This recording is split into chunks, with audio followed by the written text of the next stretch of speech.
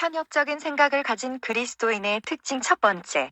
편협적인 생각을 가진 목회자, 그리스도인들의 열매를 따먹고 산다는 것입니다.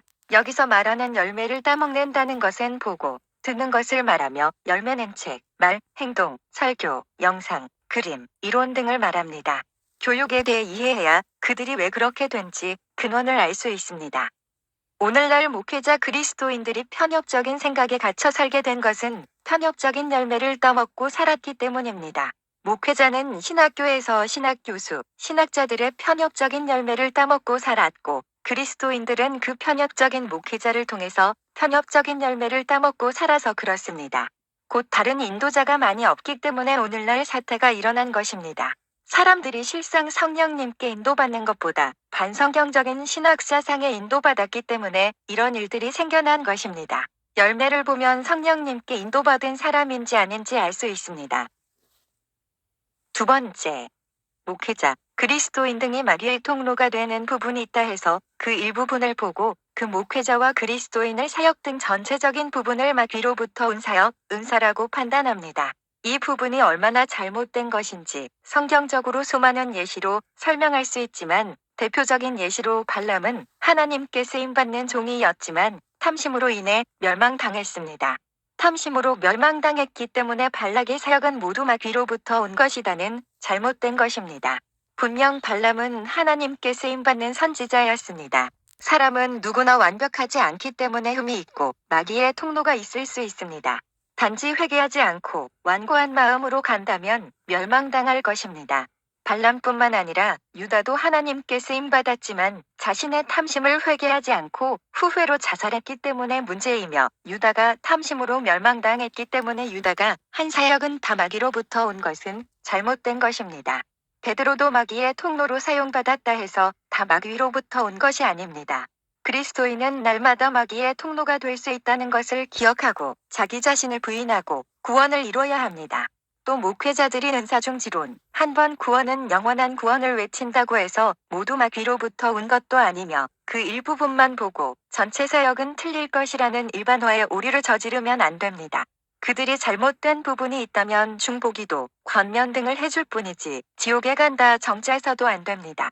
구원은 주님께 달려있기 때문입니다. 세 번째, 편협적인 생각을 가진 목회자, 그리스도인들은 타 종교, 불신자들이 행하는 것을 하면 그리스도인들도 하면 안 된다고 말합니다.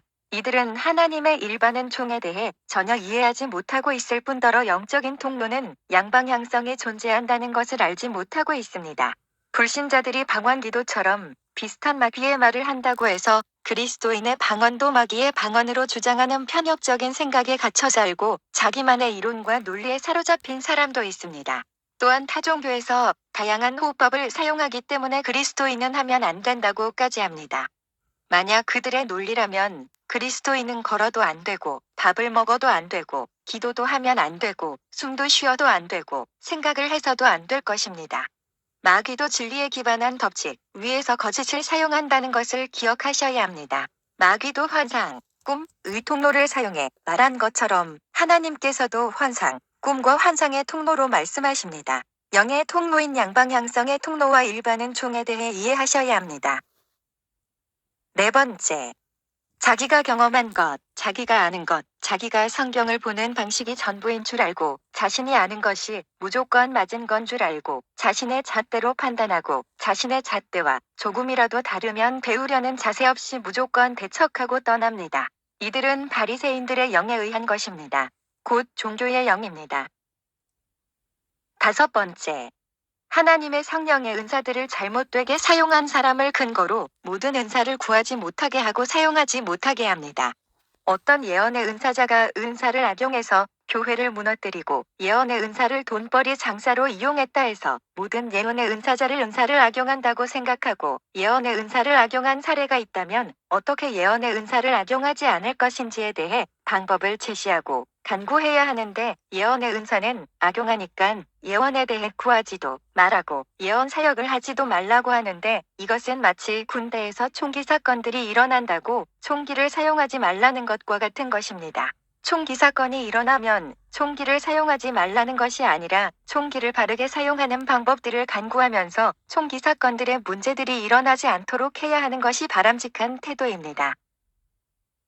6번째. 자신의 들보는 보지 못하고 남의 티만 보기 바쁘며 자신의 죄는 보지 못하고 항상 다른 사람을 판단하고 정죄하려고 합니다. 주님께서 편협적인 생각을 가지고 있었다면 주님의 완벽함으로 근거해서 성경 전체는 정죄와 판단의 이야기로 도배가 되어 있었을 것입니다. 주님의 생각은 무한했습니다. 하지만 편협적인 바리새인들은 항상 판단하고 정죄하기 바빴습니다. 그들은 주님의 자비와 긍휼은 잊은 채 살아있습니다.